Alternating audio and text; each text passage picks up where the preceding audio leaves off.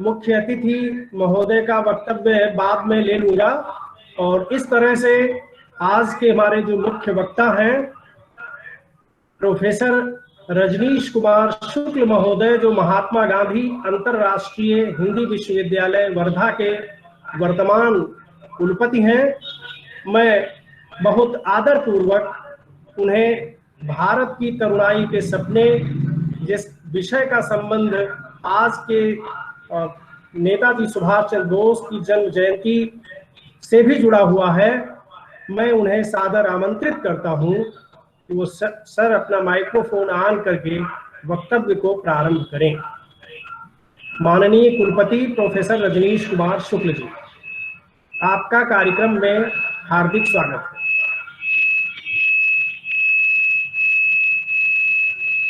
जी, आप अपना माइक्रोफोन अगर म्यूट कर लेंगे तो सुविधा हो जाएगी।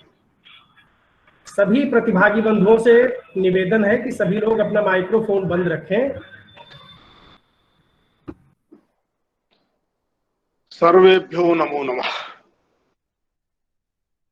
इस गंगा कावेरी व्याख्यानमाला के आयोजकों में अन्यतम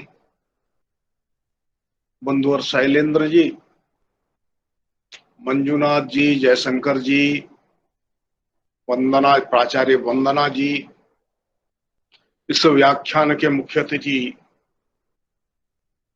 श्रीमान नामदेव गौड़ा जी, कुलपति अक्का महादेवी महिला राज्य विश्वविद्यालय, सहभाग कर रहे सभी बंधु भगिनी, आज का दिन निश्चित रूप से महत्वपूर्ण है। एक स्वर्ण सुरभि संयोग जैसा है। गंगा कावेरी व्याख्यानमाला का 25वां अनुक्रम है और भारत में तरुणाई के प्रतीक के रूप में स्वीकार किए जाने वाले अमर हुतात्मा महान सेनानी सुभाष चंद्र बोस का 125वां जन्म जयंती दिवस है। इसलिए ये 25 का आंकड़ा एक शताब्दी है और एक शतपाद है। तो इन दोनों के बीच कोई तो रिश्ता, कोई तो संयोग है। संयोग से जब बात हो रही थी तो बात यही तय पाई गई थी मंजुनाथ जी से कि 23 जनवरी को का जो शनिवार है, उस शनिवार को मैं व्याख्यान करूंगा। तो मुझे कौन था, मुझे लगा कि विषय भी माकूल होना चाहिए। तब तक भारत के प्रधानमंत्री ने इस दिवस को पराक्रम दिवस के रूप में मनाने की घोषणा नहीं की। हाँ सर, लेकिन अब यह दिन भारत के जनमानस में पराक्रम दिवस के रूप में मनाया जा रहा है। पराक्रम की जब बात होती है तो तारुण्य अवस्था का अपने आप आना हो जाता है।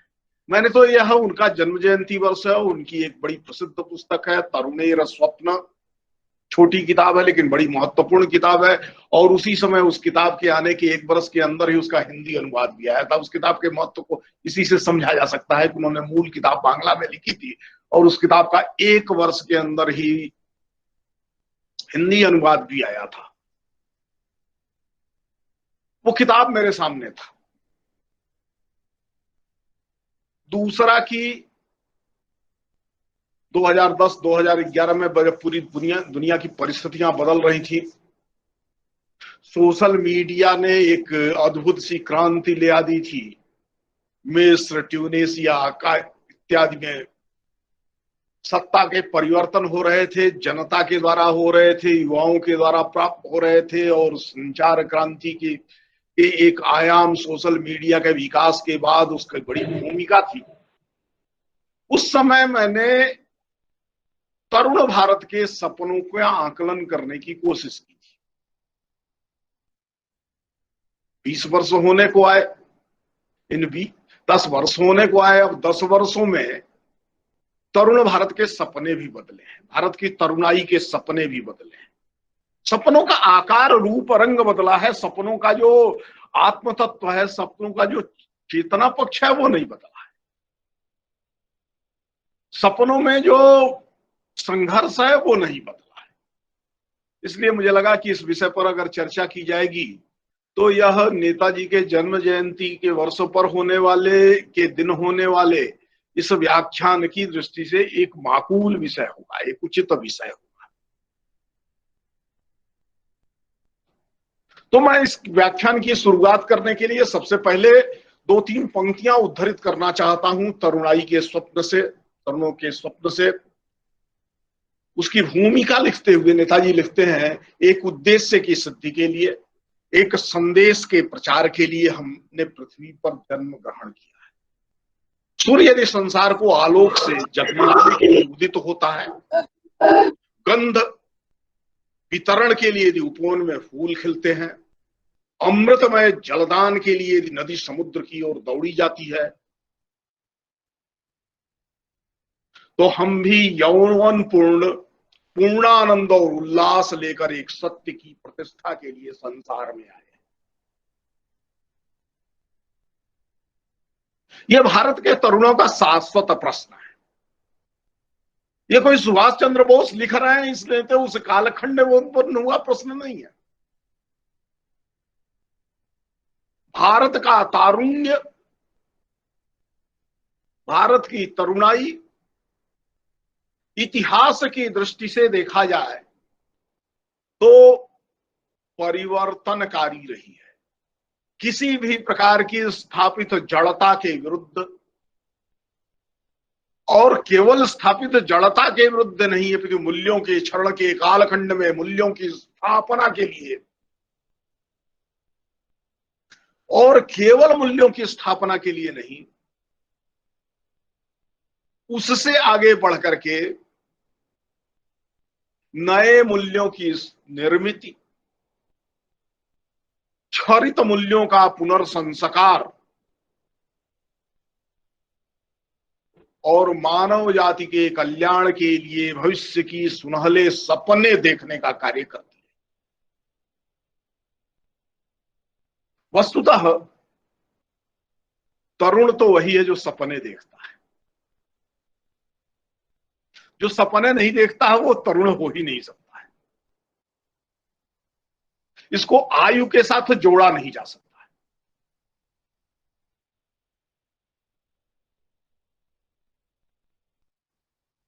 बहादुर शाह जफर कविता में ही जब कहता है तेग लंदन तक चलेगी, तख्त लंदन तक चलेगी तेग हिंदुस्तान की, तो उम्र से जर्जर, शरीर से जर्जर यह बहादुर शाह जफर वस्तुतः अपने बाजुओं के बल पर उस तेग के चलाने की बात नहीं कर रहा है, भारत की तरुणाई की। इस अवसर पर मुझे अटल जी की कविता की एक पंक्ति भी याद आ रही है, उसको भी उद्धृत करने का लोभ संवरित नहीं कर पा रहा हूं। आंखों में मां के वैभव के सपने, पांव में तूफानों की गति हो, राष्ट्र भक्ति का ज्वार न रुकता, आए जिस जिस में हिम्मत हो। और इसको और स्पष्ट करते हुए वह तरुणाई के स्वरूप को कहते हैं, युवक हार जाते हैं लेकिन यौवन कभी न हारा, एक निमिष की बात नहीं है यह चिर संघर्ष हमारा। निरंतर इस देश के अंदर युवाओं के स्वरूप का मूल्यांकन किया जाए तो यह बात एक स्वाभाविक रूप से भारत की तरुणाई के स्वभाव, उसकी चेतना, उसकी वृत्ति के रूप में दिखाई देती है। मैं थोड़ी कुछ बातें अवश्य जरा सा भूमिका के रूप में करना चाहता हूं।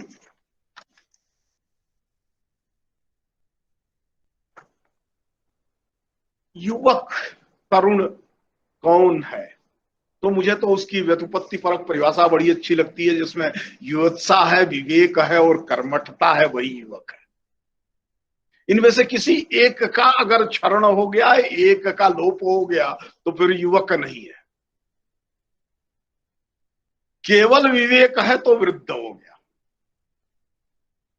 केवल युवत्सा है तो वह पशु हो गया, और केवल कर्मठता है तो मशीन हो गया।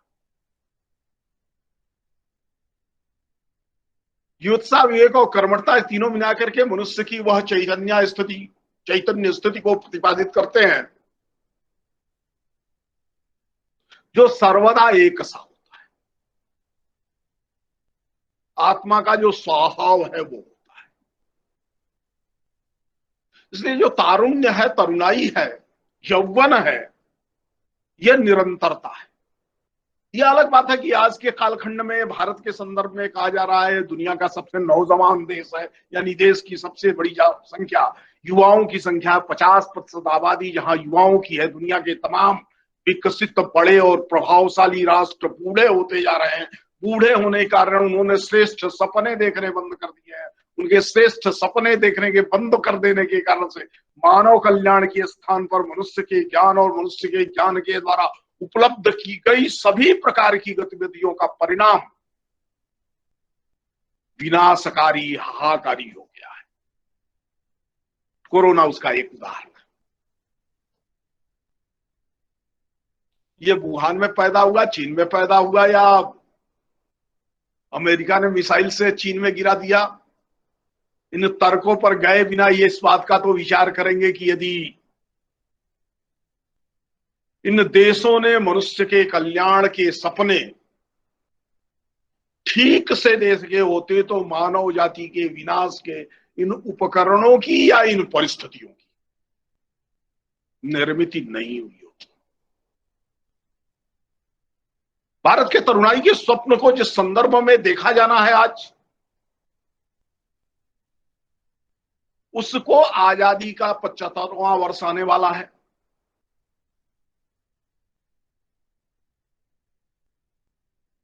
तो उस 75वें वर्ष के आलोक में देखें, 2022 को सामने रख करके देखें।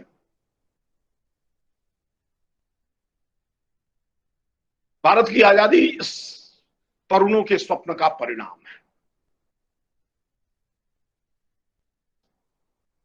मंगल पांडे से लेकर के सुभाष चंद्र बोस तक एक असंख्य ऐसे हुतात्माओं की श्रृंखला भारत के इस स्वातंत्र समर के इतिहास में दिखाई देती है, जिनकी उम्र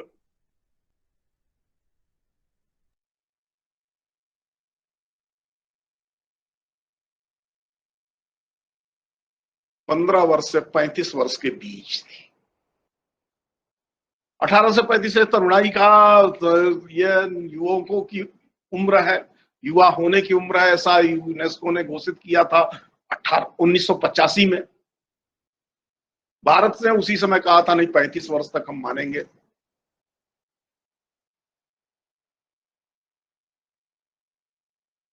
तो ये सबसे बड़ी संख्या उन्हीं की रही है।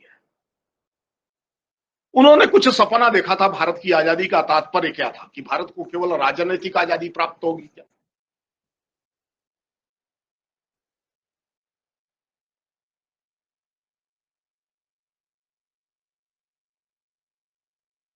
तो यह सपना तो नहीं था।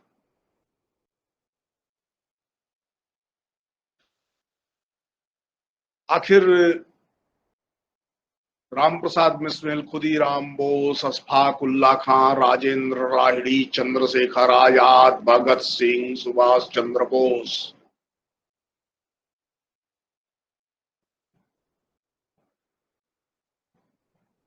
जैसे इन शहीदों ने कुछ स्वप्न देख करके ही तो संघर्ष प्रारंभ किया था। वो सपना उनके द्वारा राज्य सत्ता दखल तो नहीं था। भारत की आजादी के इस रास्ते में उनको राज्य सत्ता मिलेगी इसलिए वो लड़ रहे हैं, ये तो नहीं था। या वो किसी व्यक्ति विशेष को राज्य सत्ता दिलवाने के लिए संघर्ष कर रहे थे, ये भी नहीं था। तो वो जिसके लिए कर रहे थे वास्तव में वो भारत की तरुणाई का शाश्वत स्वप्न है। यहीं से नहीं प्रारंभ होता है। मैं आपको याद दिलाना चाहूंगा कठोपनिषद की उस कथा से, जिसमें नचिकेता अपने पिता उद्दालक से सवाल करता है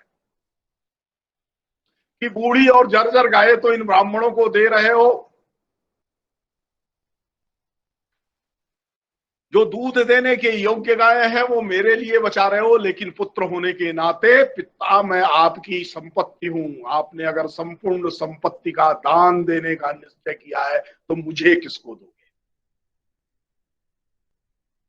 पिता के प्रति पूरे आदर और सम्मान के होने के बाद भी ये सवाल वो खड़ा करता है अपने पिता से। एक बार पूछता है, दो बार पूछता है, पिता अवहेलना करते हैं और अंततः क्रुद्ध होकर के, अपने सार्वजनिक अपमान से क्रुद्ध होकर के उसको साप देते, मैं तुझे मृत्यु को देता।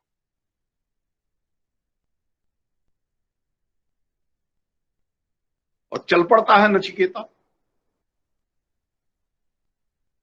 मृत्यु का साक्षात्कार करने के लिए, उससे दो दो हाथ करने के लिए। लड़ करके जीतता है, अमृत साधना प्राप्त करता है। अमरत्व कैसे प्राप्त कर होता है, किस विधि से अमरत्व प्राप्त होता है, इसके ज्ञान को प्राप्त करता है।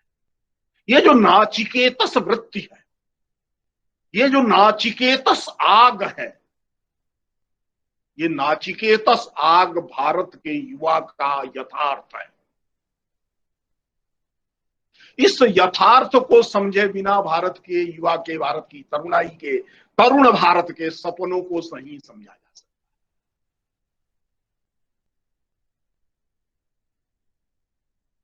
युवा राम घूम रहा है जंगल में, वशिष्ठ उसको दिखाते हैं हड्डियों का ढेर पड़ा हुआ है।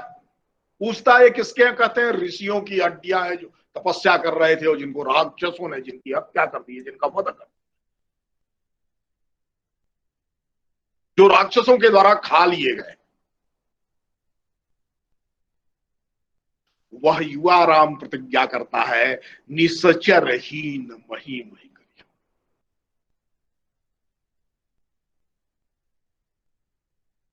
और इसके लिए वनवास भी स्वीकार करता है, इसके लिए राज्य छोड़ना स्वीकार करता है, इसके लिए दर बदर भटकना स्वीकार करता है। बंदरों, भालुओं, जनजातियों, वनवासियों के सहयोग से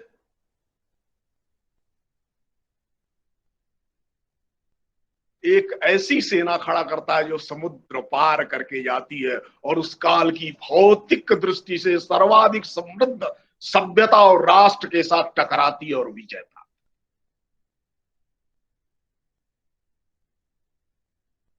भारत के तारुण्य का विचार करें तो भारत के तारुण्य का यथार्थ क्या रहा है, किस रूप में उसको समझा गया है। हनुमान के स्वभाव को व्यक्त करते हुए, के स्वरूप को व्यक्त करते हुए गोस्वामी तुलसीदास उसका विवरण करते हैं, मनोजवम मारुत तुल्य वेगम जितेंद्रियम बुद्धिमताम वरिष्ठम। कहीं उसमें शारीरिक क्षमता को, भौतिक क्षमता को महत्व देने के बजाय उसकी बौद्धिक क्षमता को, उसके चरित्र की क्षमता को, उसका जितेंद्रिय होना महत्वपूर्ण है, उसका लालच मोह मद मात्सर्य इत्यादि दुर्गुणों से परे होना महत्वपूर्ण है, उसका बुद्धिमान होना महत्वपूर्ण है, उसका ज्ञानवान होना महत्वपूर्ण है, उसका चरित्रवान होना महत्वपूर्ण है। यह होता है तब वह राक्षसी वृत्तियों का विधूनन कर सकता। यह अनवरत दिख रहा है इतिहास। कोई कह सकता है कि पुरानी कथाओं की बात करने के बजाय भारत के स्वतंत्रता के बाद का जो समकालीन इतिहास है उसमें इस प्रकार के युवा चरित्र को आप देख सकते हैं क्या? हम तो आजादी की लड़ाई को भी अब कथा बना चुके हैं। हमने आजादी की लड़ाई को 2, 3, 4, 5 महापुरुषों को आपस में लड़ाने की कथा के रूप में प्रस्तुत कर दिया है। कभी गांधी और अंबेडकर को लड़ाते हैं, कभी गांधी और सुभाष को लड़ाते हैं, कभी गांधी और सावरकर को लड़ाते हैं, कभी नेहरू और श्यामा प्रसाद मुखर्जी को लड़ाते हैं।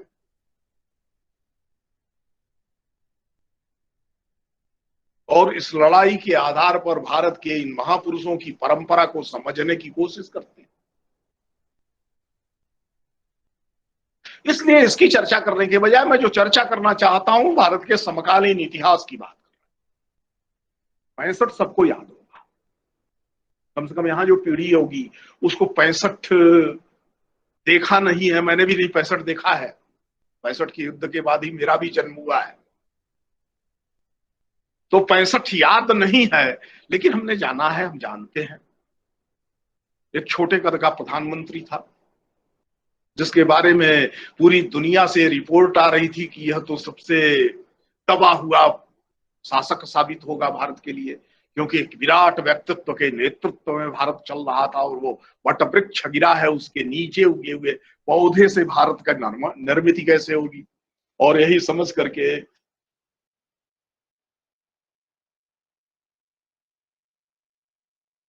जनरल अयूब ने आक्रमण भी कर डाला था। पैटर्न टैंक थे उसके पास, पैटर्न टैंक थे। पैटर्न टैंक उस काल में वैसे ही अजेय माना जाता है जिस प्रकार से कुछ दिन पहले तक F-16 को आसमान में अजेय माना जा रहा था। माना जा रहा था कि जिसके पास पैटर्न टैंक है उसकी विजय होगी। अभेद्य है। मैं उसी युवा के सपनों की बात करना चाहता हूं जिसने उन अजेय पैटर्न टैंकों को रिकायलस गन, जीप पर लगी हुई बंदूकों से तोड़ा। मैं उस युवा की बात करना चाहता हूं कि 65 की युद्ध में जब अमेरिका ने लाल गेहूं, जिसके साथ गाजर घास भी आती है दवा फैलाने वाली, उस लाल गेहूं को भी देने से मना कर दिया था। और ये कल्पना की जा रही थी कि यदि अमेरिका गेहूं नहीं देगा तो भारत में अकाल आ जाएगा, भारतवासी भूख से। लेकिन इस देश के युवाओं ने एक स्वप्न लिया, एक सपना लिया, एक संकल्प लिया। युद्ध का मैदान होगा, चाहे हमारी कृषि का मैदान होगा, खेती का मैदान होगा, लड़ाई का मैदान हो, दोनों जगह पर हम मोर्चे जीतेंगे। गेहूं नहीं देता है तो हम गमलों में भी गुलाब की जगह गेहूं उपजाएंगे, उससे भी बात नहीं बनती है तो एक वक्त नहीं खाएंगे, लेकिन कटोरा लेकर के जाने की प्रवृत्ति के आधार पर इस देश के सम्मान से समझौता नहीं। ये इस भारत का यथार्थ है, इस भारत की नौजवानी का यथार्थ। एक दो और छोटी छोटी घटनाएं, बड़ी बातें नहीं, छोटी चुनौतियां जो हमारे कालखंड में गुजरी हुई चुनौतियां हैं, उन चुनौतियों की चर्चा करके मैं सपनों की बात करूंगा कि अब सपने क्या है, अब सपने क्या होने चाहिए। क्रायोजेनिक इंजन की याद तो सबको होगी।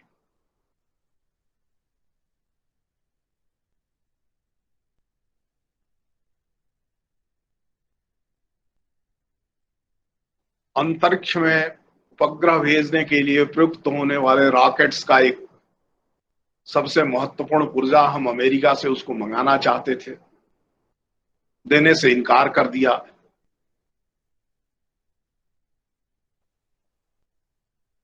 और भारत का संपूर्ण अंतरिक्ष कार्यक्रम बंद हो जाएगा, इस बात की संभावनाएं होने लगी। तो इस देश के युवा वैज्ञानिकों ने इस संकल्प को स्वीकार किया, क्रायोजेनिक इंजन बनाया। हम आज दुनिया में सबसे सस्ते दर पे अंतरिक्ष में उपग्रह भेजने वाले राष्ट्र के रूप में उभर करके सामने आए। एक चुनौती आई, उस चुनौती का मुकाबला करने के लिए, उस चुनौती को अवसर के रूप में स्वीकार करते हुए भारत के युवा मैदान ने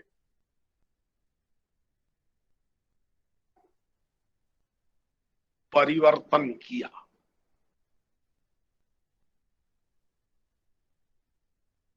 एक और महत्वपूर्ण बात है, फिर सुपर कंप्यूटर की भी याद सबको हुई होगी। इसके साथ भी वही हुआ था, न देंगे। लंबे समय से चल रहा था, हम 2-3 सुपर कंप्यूटर कृषि कार्यों के लिए, मौसम का विज्ञान में प्रयोग करने के लिए, मौसम की भविष्यवाणी के लिए लेना चाहते थे। सुपर कंप्यूटर देने से इसलिए मना कर दिया कि वो भी दूसरे देशों को दिया जा सकता है।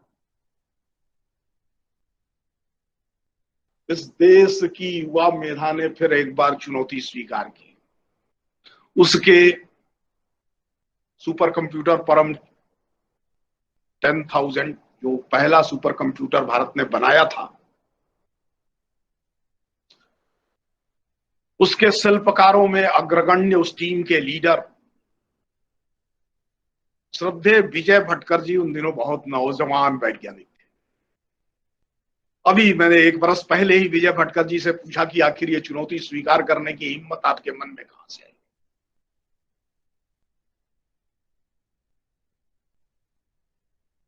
उन्होंने बहुत खुल करके सार्वजनिक रूप से इसका उत्तर दिया था एक कार्यक्रम में और कहा कि जब मैंने चुनौती स्वीकार की तो मैंने सुपर कंप्यूटर की सिर्फ फोटो देखी थी, वास्तविक रूप से देखा भी नहीं। और पूरी की पूरी टीम का जिसने इस कंप्यूटर को डेवलप किया था यही था जो सुपर कंप्यूटर को देखे भी नहीं थे, लेकिन चुनौती स्वीकार की, हमने बना के खड़ा किया। जितने में एक सुपर कंप्यूटर खरीदना था उसमें उसकी पूरी डिजाइन, पूरा फॉर्म हमने विकसित किया। यह भारत की युवा मेधा का एक स्वरूप।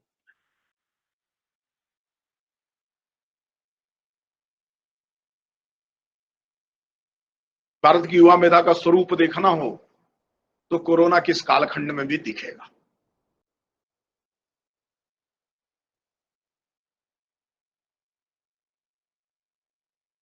वो क्या है?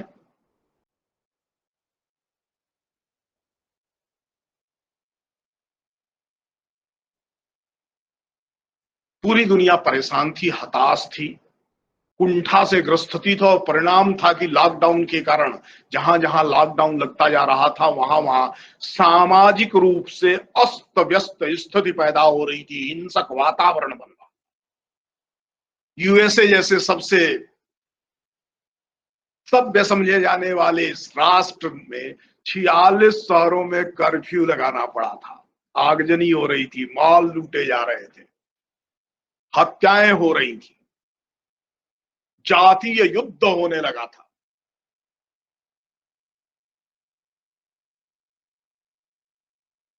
क्योंकि कुछ लाख लोग ऐसी स्थिति में आ गए थे जिनका घर भोजन नहीं था। भारत के अंदर भी आया थी परिस्थिति, याद होगा सबको, ध्यान में होगा चित्र। 15-16 करोड़ लोग चल पड़े थे पैदल महानगरों से गांवों की ओर। कई वर्षों में जो गए थे गांव से महानगरों की ओर वो एक साथ निकल पड़े थे गांवों की ओर। और दुनिया भर के लोग, समाज वैज्ञानिक कल्पना कर रहे थे एक भयंकर सामाजिक अस्त व्यस्तता और हिंसा का वातावरण भारत के अंदर बनने वाला है, क्योंकि बेरोजगारी जो भयावह रूप से पड़ी है ये भारत को तोड़ देगी। ये कठिन परिस्थिति, लेकिन हुआ तो इसका उल्टा। ये पैदल जाते हुए लोग भी कहीं हिंसा नहीं कर रहे थे, थोड़ा धरना प्रदर्शन कर रहे होंगे कि सुविधाओं जुटाओ, लेकिन हिंसा जैसा जैसा अमेरिका में हुआ, जैसा इटली में हुआ, जैसा स्पेन में हुआ, इस प्रकार की कोई हिंसा भारत के अंदर नहीं हुई। उलट करके लोग वो सकुशल पहुंच जाएं अपने गांवों तक, इसके लिए उनके सहयोग के लिए सड़कों पर आ गए। मैं वर्धा में रहता हूं आजकल। वर्धा के बगल में हैदराबाद से नागपुर जाने वाला हाईवे है। हिंगन घाट जैसी नाम की एक छोटी सी जगह पर तहसील हेडक्वार्टर है। वहां पर हैदराबाद और उस इलाके से जो लोग जा रहे थे उनके लिए निकल करके आए समाज के लोगों ने 15-20 दिनों के अंदर 1,26,00,000 रुपए की खाद्य सामग्री इकट्ठा करके उनकी सेवा की। दुनिया के किसी देश में कल्पना नहीं हो सकती है कि समाज इस ढंग से निकल करके आता है। जिनको जानता नहीं, जिनको पहचानता नहीं, जिनके दुख दर्द से उसका वास्तव में कोई वास्ता नहीं होना चाहिए, लेकिन उसके लिए कोरोना जैसे कठिन समय में भी वो चूल्हे जलाता है, खाना बनाता है, उन तक पहुंचाता है। यह भारत के युवा का यथार्थ है। जो प्रतिज्ञा नचिकेता ने की थी, जो प्रतिज्ञा राम ने की थी, जो प्रतिज्ञा कृष्ण ने की थी, जो प्रतिज्ञा वीर शिवा ने की थी, जो प्रतिज्ञा चंद्रगुप्त ने की थी, जो प्रतिज्ञा स्कंदगुप्त ने की थी, जो प्रतिज्ञा कभी राम प्रसाद बिस्मिल, खुदीराम बोस, चंद्रशेखर आजाद, भगत सिंह ने की थी, जो प्रतिज्ञा सुभाष चंद्र बोस ने की थी, उस प्रतिज्ञा का क्रम और उस प्रतिज्ञा को स्वीकार करते हुए राष्ट्र के लिए अपना सर्वोच्च और सर्वोत्तम समर्पित करने वाली युवा वृत्ति भारत का यथार्थ है। कोई कह सकता है उसके बाद भी इस प्रकार की हताशा की स्थितियां क्यों हैं? दुनिया का सबसे अधिक नौजवानों वाला समाज, दुनिया में सर्वाधिक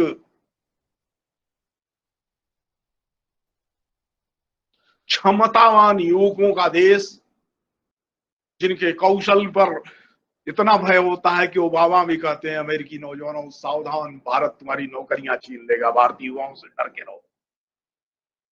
भारतीय युवाओं को, टेक्नोक्रेट्स को जर्मनी में आने देना चाहिए कि नहीं आने देना चाहिए? वहां के चुनाव का एजेंडा बनता है इस प्रकार की क्षमता वाले देश में इस प्रकार की विपरीत परिस्थितियां क्यों है? इसलिए कि हमने युवा पीढ़ी में सृजनात्मक कल्पना के, सकारात्मक सपनों के जन्म लेने के लिए जिस प्रकार की शिक्षण की विधि होनी चाहिए थी वो दिखाया ही नहीं। क्रायोजेनिक इंजन बना सकते हैं, सुपर कंप्यूटर बना सकते हैं, लेकिन यथार्थ है कि भारत के अंदर हमारे रोज के उपयोग के किसी भी उपकरण की आप चर्चा करो तो हमने ना तो बॉल पेन डिजाइन किया, ना तो फाउंटेन पेन डिजाइन किया, ना हमने सेल फोन डिजाइन किया है, ना हमने ईयरफोन डिजाइन किया है, कुछ भी नहीं किया हमारे जेब में जो उपकरण। क्योंकि इसके लिए जो सृजनात्मक कल्पना की जरूरत होती है वो सृजनात्मक कल्पना हमारी शिक्षा दे नहीं पा रही। जब कभी विपरीत परिस्थितियां आई हैं, चुनौतियां आई हैं और युवा को लगा है चुनौती हम न स्वीकार करेंगे तो कोई दूसरा नहीं स्वीकार करने वाला, युद्ध का मोर्चा होगा या राजनीति का मोर्चा होगा, इन सारे मोर्चों पर प्रथम स्वयंसेवी के रूप में अपनों को प्रस्तुत करने वाला युवा का इतिहास तो समकालीन भारत में भी मिलता है। लेकिन युद्ध में लड़ने का, बाढ़ में लोगों की जान बचाने का, भूकंप में लोगों की सेवा करने का अवसर तो कभी कभी मिलेगा, भगवान न करे इसी परिस्थितियां में। भारत का युवा करता ही अच्छी बात है, लेकिन ये परिस्थितियां ना में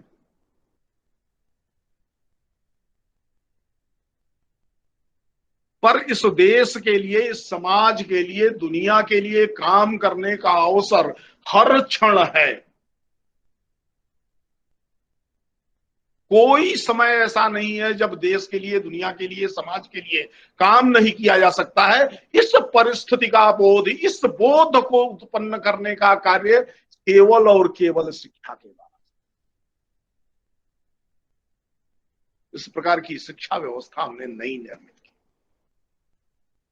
75 वर्षों तक भारत अपनी शिक्षा के लिए परेशान था। स्वायत्त शिक्षा, स्वावलंबी शिक्षा, स्वाभिमान की शिक्षा, संवेदना उत्पन्न करने वाली शिक्षा, सक्रिय बनाने वाली शिक्षा, जिम्मेदार बनाने वाली शिक्षा, सच्चरित्र बनाने वाली शिक्षा, खतरे उठाने वाली शिक्षा और खतरों को दूर करने के लिए जान हथेली पर लेकर के खेल जाने वाली शिक्षा हमने नई विकसित।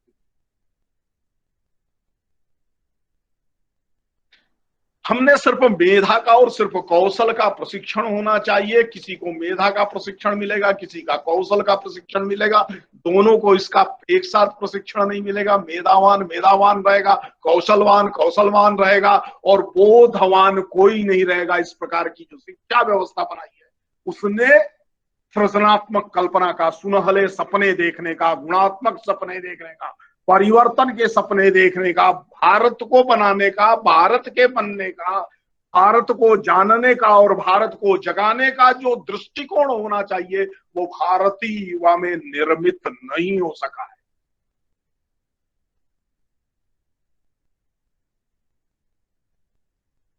उसमें युत्सा, विवेक और कर्मठता की कमी नहीं है, ये तो तीनों है।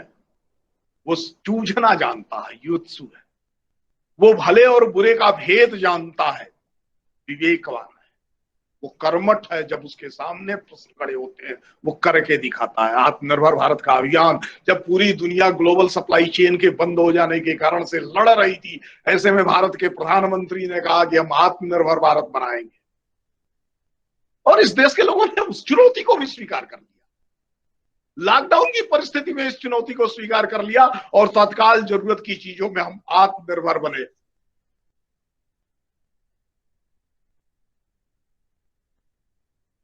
और इसमें देश के युवाओं का जो योगदान है उसका आकलन होना तो विशेष है, लेकिन हम सब जानते हैं प्रत्यक्षता युवा उद्यमियों ने मोटर कार के कारखाने में वेंटिलेटर बनाए,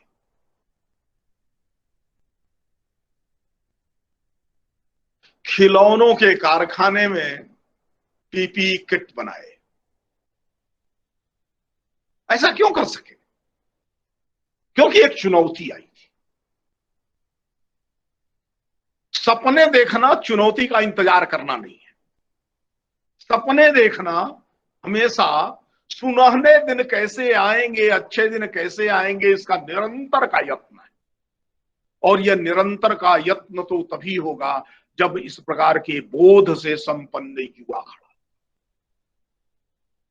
इस प्रकार के बोध से संपन्न युवा नहीं खड़ा होता है तो चाहे कोई राष्ट्र कितना भी समृद्ध और ताकतवर क्यों ना हो जाए, कालखंड के बाद उसका सत्रण सुनिश्चित।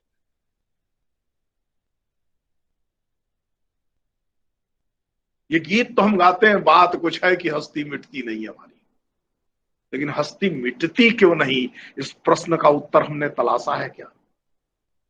दुनिया भर से आए हुए बुलबुलों के आधार पर बने हुए इस बाग के कारण से हमारी हस्ती नहीं बची। भारत के इतिहास के अंदर निरंतर हमने एक नाचिकेत वृत्ति जो दिखाई है, निरंतर प्रश्न खड़े करके उन प्रश्नों के उत्तर का जो कार्य किया है उसका परिणाम है। 185 वर्ष तक इस देश में कुशल बनाने की शिक्षा तो चलती रही, लेकिन कुशलता किसके लिए, इस प्रश्न का उत्तर नहीं था।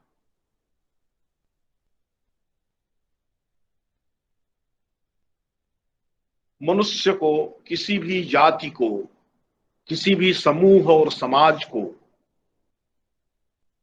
जब निष्क्रिय नकारा पराश्रित करना होता है तो उसको इसके इतिहास से, उसकी परंपराओं से काटा जाता है। इतिहास तो गौरव का होता है, इतिहास तो उसी का होता है जो यश कीर्ति अर्जित करता है। इतिहास पराजित का नहीं होता है, इतिहास दीनहीन लोगों का नहीं होता है। इतिहास जो पराक्रम करते हैं उनका होता है। जीत हार एक तरफ होती है, इसलिए महाराणा प्रताप का इतिहास है, इसलिए छत्रपति का इतिहास है।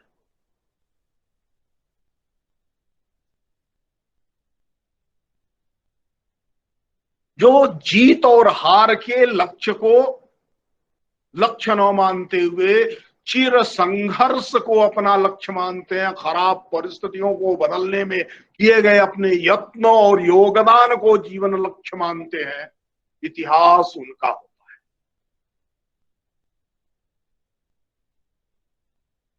हमने इस प्रकार का इतिहास भारत के युवाओं को नहीं बताया और सपने शून्य में नहीं देखे जा सकते।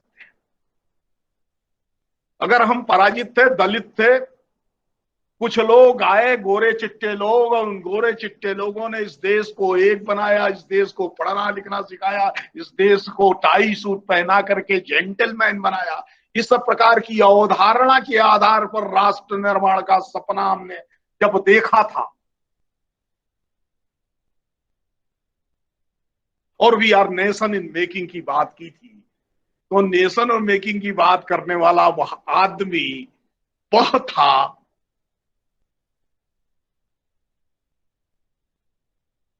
जो भारत का पहला राष्ट्रपति हुआ था 1930 में, जब कांग्रेस अध्यक्ष का पदनाम संपूर्ण स्वतंत्रता की घोषणा के साथ ही राष्ट्रपति कर दिया गया। जिस किताब की मैं चर्चा कर रहा था, तरुणेर स्वप्न, उस किताब की भी जो प्रिंटिंग हुई है उसमें राष्ट्रपति सुभाष चंद्र बसु द्वारा लिखा गया है, यही लेखक का परिचय है, क्योंकि वो कांग्रेस के अध्यक्ष थे। तो जब राष्ट्र था नहीं, 1947 में बनाना हमने शुरू किया, तो राष्ट्रपति पहले कैसे आ गया? 1947 से हमने अपने गौरवमयी राष्ट्र के, जिस राष्ट्र के सब की आजादी के, जिस राष्ट्र के वैभव के सपने लेकर के सैकड़ों वर्षों से संघर्ष लगातार चल रहा था। कहीं बंकिम चंद्र चटर्जी उसी बात को लिख रहे थे, तो कहीं शिकागो में जाकर के विवेकानंद इसी बात को कह रहे थे, मैं उस देश से आया हूं, उस राष्ट्र से आया हूं, उस राष्ट्र का, उस भूमि का, उस धरती का सन्यासी हूं। वहीं धर्म उपासना पंथ की बात नहीं करते, वो धरती की बात करते हैं, भूमि की बात करते हैं, राष्ट्र की बात करते हैं, हिंदू जाति की बात करते हैं, हिंदू राष्ट्रीयता की बात करते हैं, और जो सबको शरण देती है, जो बताते हैं यहूदियों को शरण हमने दिया, पारसियों को शरण हमने दिया, दुनिया में जिन किसी के लिए जगह नहीं उनको शरण देने वाली जो हमारी राष्ट्रीय संस्कृति है, उसका मैं प्रतिनिधि, उस गौरव बोध से वंचित कराया गया है। सुनहला सपना, श्रेष्ठ भारत, विजेता भारत तभी बनेगा जब इतिहास से युवाओं का परिचय होगा, उस इतिहास के आधार पर सपने देखे जा सकते हैं। गांधी स्वयं हिंदू स्वराज्य में एक ऐसी सभ्यता की बात करते हैं जो सभ्यता भारत के मूल्यों पर खड़ी होती है। उस हिंदू स्वराज्य की परिभाषा करते हुए जब उन्हें मैच्योर गांधी को 1921 में पूछा गया ये हिंदू स्वराज्य क्या है, तब तक तो गोखले और नेहरू दोनों दुत्कार चुके थे हिंदू स्वराज्य की अवधारणा को। उन्होंने कहा हिंदू स्वराज्य भारत की आजादी और भारत की आजादी के ब्याज से संपूर्ण विश्व को दानवी सभ्यता से मुक्त कराने का सिद्धांत है। और ये धर्म राज्य है, ये राम राज्य है, यही राम राज्य है, हिंदू स्वराज्य ही राम राज्य है। और किसी को इस पर आपत्ति है तो मैं इसको, राम राज्य शब्द पर किसी को आपत्ति है तो मैं इसको धर्म राज्य कहना पसंद करूंगा। गांधी जहां सबके कल्याण के धर्म राज्य की अवधारणा के आधार पर भारत की आजादी की लड़ाई लड़ रहे थे, और विंस्टन चर्चिल से मिलकर के कहते हैं कि भारत की आजादी की लड़ाई, चर्चिल आपकी भी गुलामी से मुक्ति की आजादी की लड़ाई है। इसके आधार पर भारत का श्रेष्ठ होना, भारत का मजबूत होना, भारत का प्रगतिगामी होना, भारत के लोगों का गौरवबोध से संपन्न होना, यह संपूर्ण विश्व को श्रेष्ठ बनाने के लिए, संपूर्ण विश्व में कल्याण भाव की सभ्यता की स्थापना के लिए, दानवी सभ्यता के स्थान पर दैवी सभ्यता दृष्टि की स्थापना के लिए श्रेष्ठ भारत की चर्चा होनी चाहिए। ये इस देश के युवाओं का एक शाश्वत स्वप्न है। परिस्थितियां ऐसी आई हैं जब हम उस मुहाने पर खड़े हैं जहां हमने मैकाले की शिक्षा नीति को पहली बार डिस्कार्ड किया है, खारिज किया है। भारत की परंपरा, भारत के इतिहास को स्वीकार करते हुए, भारत की बहुभाषिकता को भारत की ताकत मानते हुए, भारत के जन के वैभिन्य को भारत की ताकत मानते हुए, भारत की तरुणाई को भारत के लिए श्रेष्ठतम अवसर मानते हुए, जनसंख्या को बोझ नहीं, जनसंख्या को अपनी ताकत मानते हुए एक नई दृष्टि से सोचना प्रारंभ किया है। और यही भारत के तरुण का स्वप्न है कि एक भारत, श्रेष्ठ भारत कैसे बनेगा। उसके यत्न निरंतर चल रहे हैं, लेकिन उसको प्रेरणा मिल सके, उसको सपने देखने के लिए धरातल मिल सके, उन सपनों को सच बताने के लिए उसको अनुकूल वातावरण मिल सके, यह एक अभाव का कालखंड लगता है कि बीता है। लगता है कि नए किस्म से भारत के भाग्य का सूर्योदय हो रहा है, क्योंकि भारत के भाग्य के सूर्योदय के लिए मैं दिनकर की पंक्तियों के साथ अपनी बात को खत्म करूंगा। ऋषियों को सिद्धि तभी मिलती है और तभी तप का फल होता है, पहरे पर जब स्वयं धनुर्धर राम खड़ा होता है। ये जो धनुर्धर राम है यही भारत का युवा है, ये जो चक्रधारी कृष्ण है यही भारत का युवा है, ये जो भगवाधारी हिंदू पद पादशाही की स्थापना के साथ संकल्पित पैदल और घोड़े पर दौड़ता हुआ छत्रपति शिवाय यही भारत का युवा है जो फांसी के फंदे को चूमता है वंदे मातरम कह करके। ऐसा खुदीराम, ऐसा राम प्रसाद बिस्मिल, चंद्रशेखर आजाद, अशफाक उल्ला खां, राजेंद्र लाहिड़ी, सुभाष चंद्र बोस, जाने असंख्य कितने लोग। यही भारत के युवा का यथार्थ है और इस यथार्थ के आधार पर वह श्रेष्ठतम भारत बनाने के लिए सपने देखता है। इसलिए पंडित राम प्रसाद बिस्मिल और अशफाक उल्ला खां, मौलाना अशफाक उल्ला खां, दोनों साथ साथ चढ़ते हैं फांसी पर। उनके लिए भारत माता, मादरे वतन महत्वपूर्ण है और भारत माता और मादरे वतन के लोगों का सुख, लोगों की शांति, लोगों की समृद्धि, लोगों के लिए बेहतर अवसर महत्वपूर्ण है। यह सपना भारत की युवा का शाश्वत स्वप्न है और यही तरुणाई का स्वप्न है, यही हमारा उद्देश्य है, यही वह उद्देश्य है जिस उद्देश्य को लेकर के हम आए हुए हैं। और इस प्रकार के युवा के कर्म, दान, स्वप्न और प्रवृत्ति का अंत नहीं होगा। जो तो देवो प्राण बोहे जावे प्राण, पुरावे ना आर प्राण। कविता की इस पंक्ति के आधार पर एक अनंत आशा, असीम उत्साह, अपरिमय तेज और अदम्य साहस के युवा की जो कल्पना सुभाष चंद्र बोस भारतीय युवा के अंदर कर रहे हैं, वह कल्पना साकार हो, श्रेष्ठ भारत बनेगा, समृद्ध भारत बनेगा। श्रेष्ठ और समृद्ध भारत पूरी दुनिया के कल्याण की गारंटी है। नान्य पंथा अयनाय, इसके सिवा अन्य कोई रास्ता नहीं है। इस निवेदन के साथ मैं अपनी बात को पूरा कर रहा हूं। सबको बहुत बहुत नमस्ते। धन्यवाद माननीय कुलपति प्रोफेसर रजनीश कुमार शुक्ल महोदय, इतने अद्भुत व्याख्यान के लिए गंगा कावेरी व्याख्यान माला के आयोजक मंडल की ओर से हम कृतज्ञता ज्ञापित करते हैं।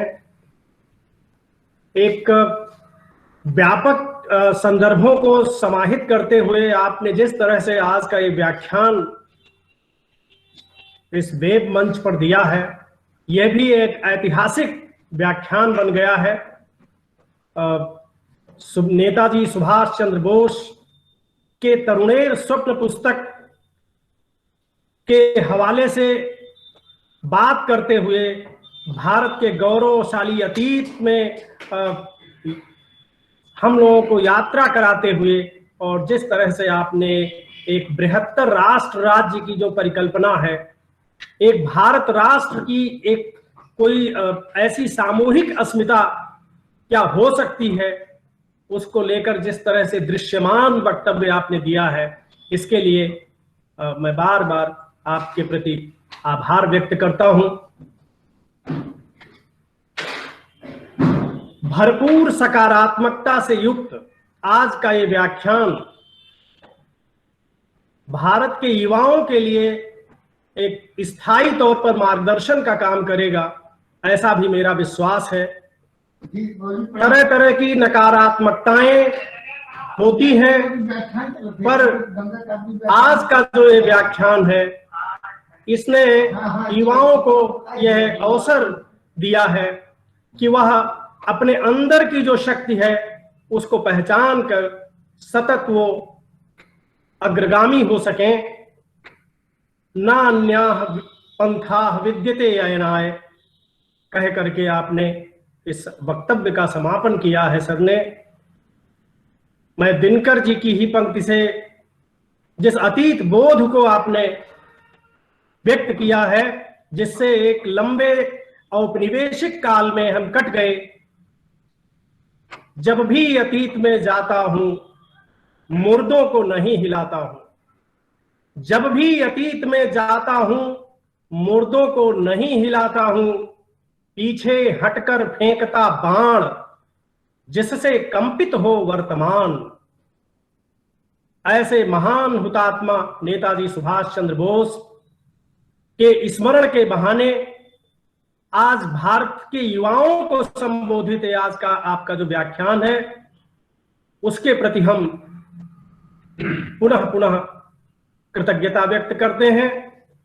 और इसी के साथ प्रतिभागी बंधुओं में से अगर कोई जिज्ञासा है, अगर कोई प्रश्न है, तो हम आपको आमंत्रित करते हैं कि आज के हमारे मुख्य वक्ता माननीय कुलपति प्रोफेसर रजनीश कुमार शुक्ल जी से अपनी जिज्ञासा आप रख सकते हैं। अपना माइक्रोफोन ऑन करके किसी भी तरह का कोई सवाल है संबंधित विषय से संबंधित तो आप पूछ सकते हैं। आपका स्वागत है।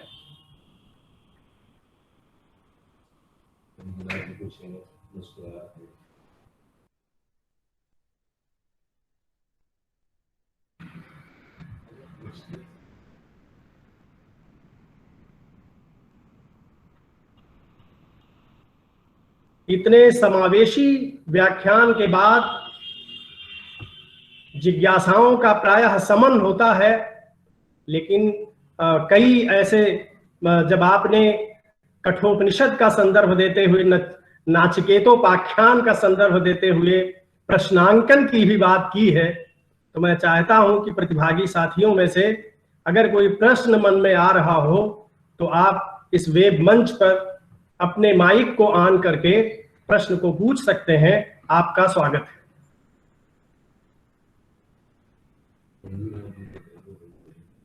देश के अलग अलग हिस्से से जो प्रतिभागी, प्राध्यापक बंधु, शोधार्थी बंधु, साहित्य रसिक और इस देश से प्यार करने वाले बहुत सारे लोग अलग अलग हिस्से से जो हमारे इस कार्यक्रम से लगातार जुड़ रहे हैं, मैं उनके प्रति ही आभार व्यक्त करता हूं।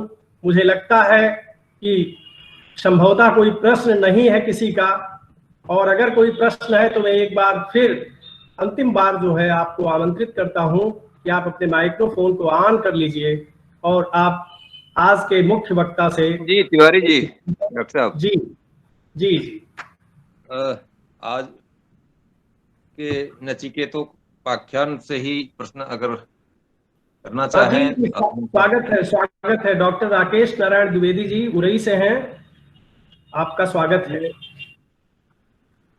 नचिकेता के उपाख्यान का हमें आत्मविद्या या ब्रह्म विद्या वाला प्रसंग आगे लेकर चलना चाहिए या प्रश्नाकुलता वाला पक्ष? सर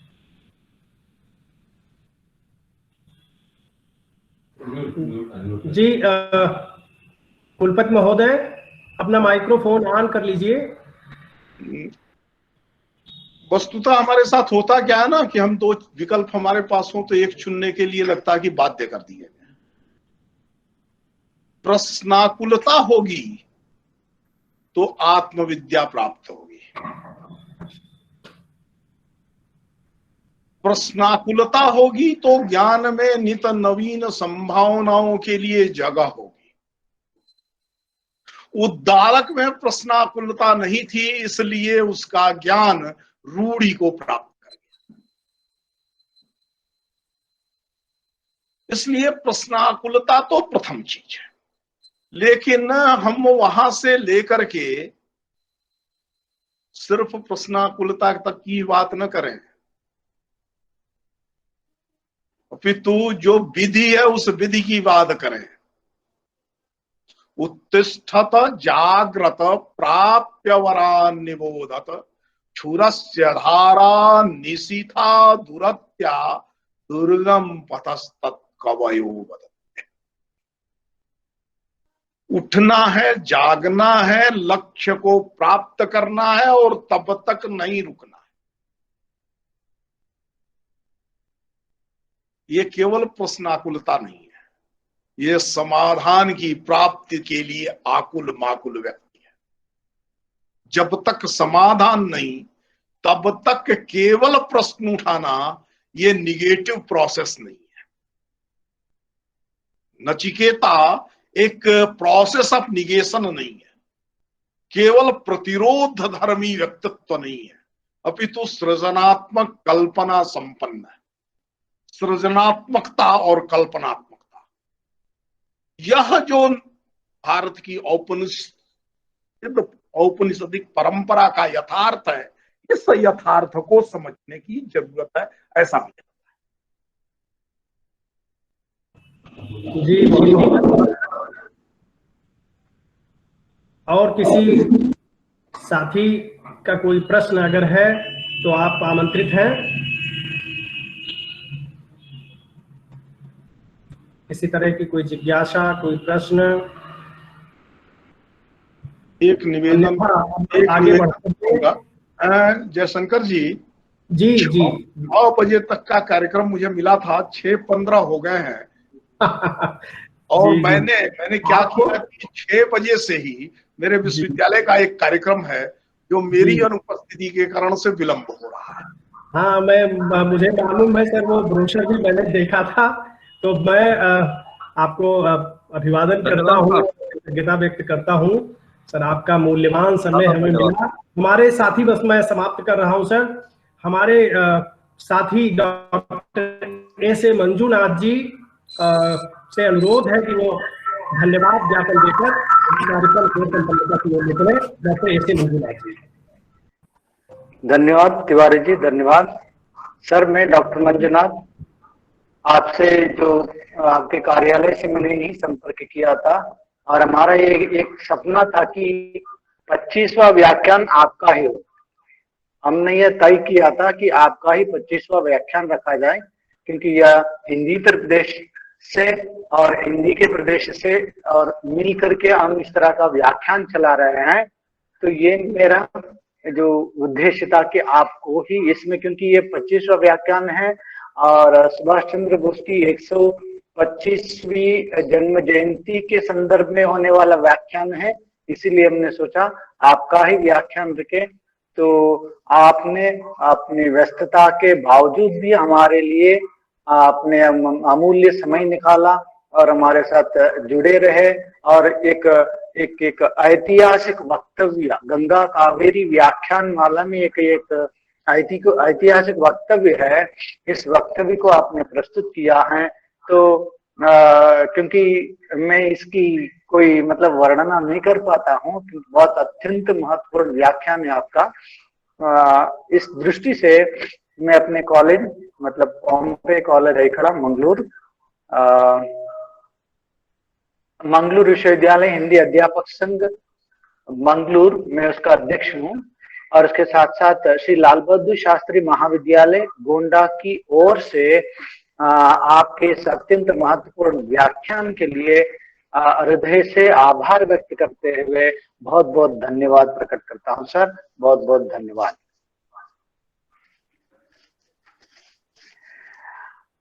मित्रों, इस व्याख्यान में जो हमारे कॉलेज के प्राचार्य पुरुषोत्तम केवी, डॉक्टर पुरुषोत्तम केवी ये सहयोग दे रहे हैं, इनका भी मैं आभार व्यक्त करता हूँ हृदय से। और उसके साथ साथ इस व्याख्यान में मुख्य अतिथि के रूप में हमारे साथ हमारे मित्र जुड़े हुए थे और किसी कारणवश जैसे कि संपर्क ना हो पाने की वजह से वे हमारे साथ बोल नहीं पाए हैं, तो इनका भी मैं अपने कॉलेज की ओर से, SLBC कॉलेज की ओर से और मंगलूर विश्वविद्यालय हिंदी अध्यापक संघ की ओर से मैं उनका हृदय से आभार प्रकट करता हूँ। धन्यवाद।